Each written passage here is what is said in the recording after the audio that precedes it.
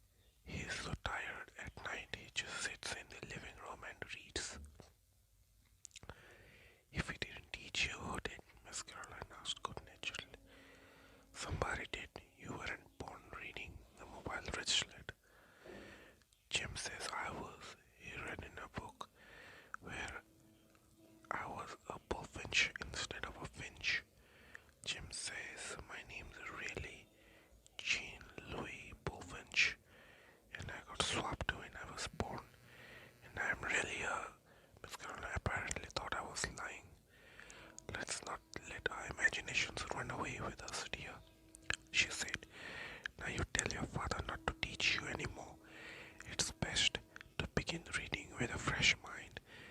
You tell him I'll take over from here and try to undo the damage. Ma'am, your father does not know how to teach. You can have a seat now. I mumbled that I was sorry and retired, meditating upon my crime. I never deliberately learned to read, but somehow I had been wallowing illicitly in the daily papers. In the long hours of church, was it? Then I learned. I could not remember not being able to read hymns. Now that I was compelled to think about it, reading was something that just came to me, as learning to fasten the seat of my union suit without looking around or achieving two bows from a snarl of shoelaces. I could not remember when the lines above Atticus's moving fingers separated into words, but I had stared at them all the evenings in my memory, listening to the news of the day, bills to be enacted into laws, the diaries of Lorenzo Dow, anything Atticus happened to be reading when I rolled into his lap every night, until I feared I would lose it. I never loved to read. One does not love breathing. I knew I had annoyed Miss Caroline, so I let in well enough alone and stared out the window until recess, when Jim cut me from the café of first graders in the schoolyard. He asked how I was getting along. I told him if didn't have to stay, I'd leave. Jim, the damn lady says Atticus has been teaching me to read and for him to stop it. Don't worry, Scout. Jim comforted me. Our teacher says Miss Caroline's introducing a new way of teaching. She learned about it in college. It'll be in all the grades soon. You don't have to learn much out of books that way. It's like if you want to learn about cows, you go milk one, see? Yeah, Jim, but I don't want to study cows. Surely you do. You have to know about cows. They're a big part of life in Macomb County. I contented myself with asking Jim if he had lost his mind. I'm just trying to tell you the new way they are teaching the first grade stubborn. It's a Dewey Decimal System. Having never questioned Jim's pronouncements, I saw no reason to begin now. The Dewey Decimal System consisted in part of Miss Caroline waving cards at us, on which were printed the cat, rat, man, and you, no comment, seemed to be expected of us, and the class received these impressionistic revelations in silence. I was bored, so I began to let it till Miss Caroline caught me writing and told me to tell my father to stop teaching me.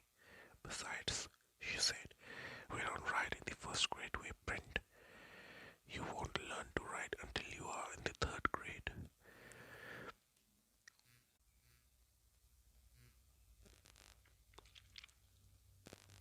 Calpurnia was to blame for this. It kept me from driving her crazy one rainy days. I guess she would set me on a writing task by scrawling the alphabet firmly across the top of a tablet, then copying out a chapter of the Bible beneath. If I reproduced her penmanship satisfactorily, she rewarded me with an open-faced sandwich of bread and butter and sugar. In Calpurnia's teaching, there was no sentimentality. I seldom pleased her and she seldom rewarded me. Everybody who goes home to lunch should hold up her hands, said Miss Caroline, breaking into my new grudge against Calpurnia. The town children did so, and she looked us over. Everybody who brings his lunch put it on top of his desk. Molasses buckets appeared from nowhere, and the ceiling danced with metallic light. Miss Caroline walked up and down the rows, peering and poking into lunch containers, noting if the contents pleased her, frowning a little at others. She stopped at Walter Cunningham's desk. Where's yours? She asked. Walter Cunningham's face told everybody in the first grade he had hookworms.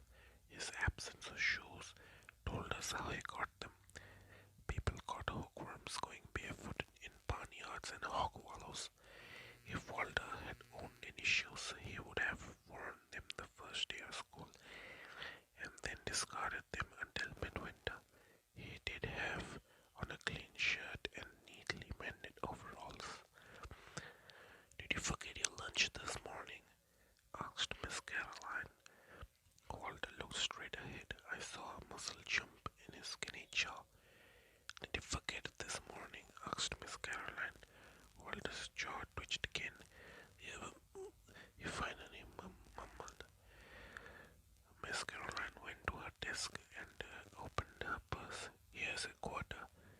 She said to Walter, go and eat downtown today. You can pay me back tomorrow. Walter shook his head. No, thank you, ma'am. He drawled softly. Impatience crept into Miss Caroline's voice. Here, Walter, come get it. Walter shook his head again. When Walter shook his head a third time, someone whispered, go on and tell her, Scout. I turned around and saw most of the town people and the entire bus delegation looking at me. Miss Caroline and I had conferred twice already, and they were looking at me in the innocent assurance that familiarity breeds understanding. I rose graciously on Walter's behalf. Miss Caroline. What is it, John Louis? Miss Caroline, he's a Cunningham. I sat back down. What, John Louis?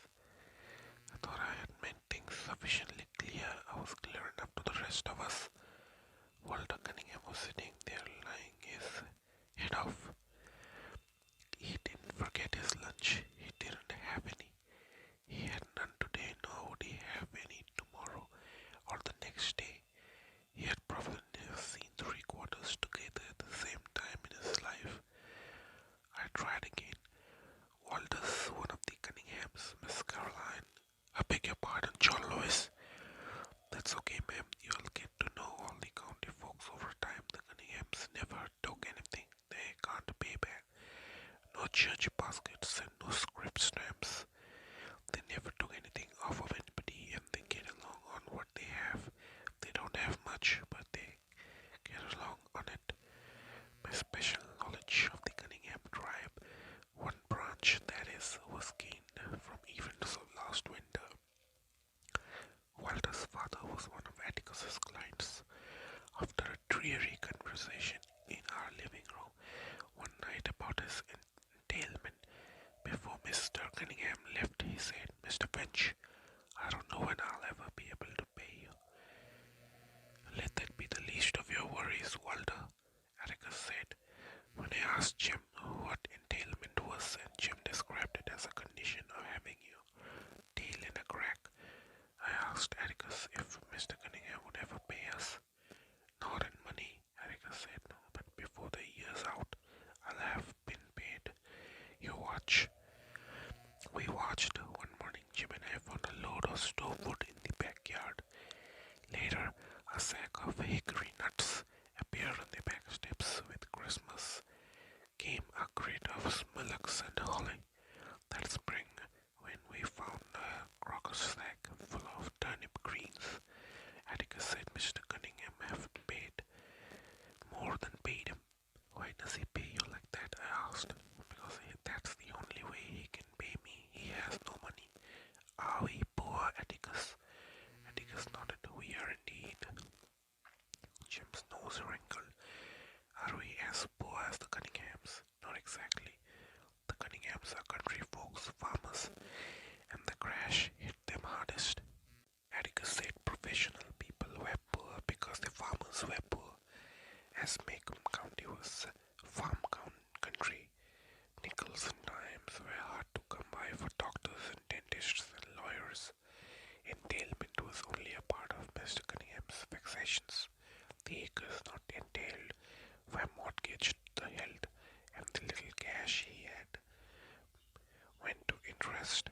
If he held his month right, Mr. Cunningham would get a WPA job, but his land would go to ruin if he left it, and he was willing to go hungry to keep his land and vote as he pleased. Mr. Cunningham, said Atticus, came from a set of breed of men. As the Cunninghams had no money to pay a lawyer, they simply paid us with what they had. Did you know, said Atticus, that Dr. Reynolds works the same way. He charges of folks a bushel of potatoes for delivery of a baby. Miss Scout, if you give me your attention, I'll tell you what these gems definitions are very nearly accurate sometimes. If I could have explained these things to Miss Caroline, I would have saved myself some inconvenience and Miss Caroline's subsequent modification, but it was beyond my ability to explain things as well as Atticus. So I said, "You are shaming him, Miss Caroline. Walter hasn't got a quarter at home to bring you, and you can't use any stove wood." Miss Caroline stood stock still, then grabbed me by the collar and hauled me back to her desk. "John Lewis, I've had about enough of you this morning," she said. "You are starting off on the wrong foot in every way, my dear. Hold out your hand." I thought she was going to spit in it, which was the only reason anybody in Macomb held out his hand. It was a time-honored method of sealing oral contracts. Wondering what bargain we had made, I turned to the class for an answer, but the class looked back at me in puzzlement. Miss Caroline picked up her ruler, gave me half a dozen quick little pats, then told me to stand in the corner. A storm of laughter broke loose when it finally occurred to the class that Miss Caroline had whipped me. When Miss Caroline had threatened it with a similar fate, the first grade explored again, becoming cold sober only when the shadow of Miss Blount fell over them. Miss Blount, a native Macombian as yet uninitiated in the mysteries of the decimal system, appeared at the end, two hands on whips. And now I hear another sound from this room. I'll burn up everybody in it. Miss Caroline, the sixth grade, cannot concentrate on the pyramids for all this racket. My sojourn in the corner was a short one, saved by the bell. Miss Caroline watched the class file out for lunch.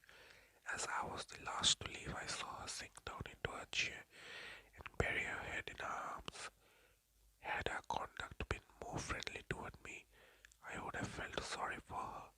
She was a pretty little thing. Thank you for listening. That is it for today. Please watch my next video for the rest of the story.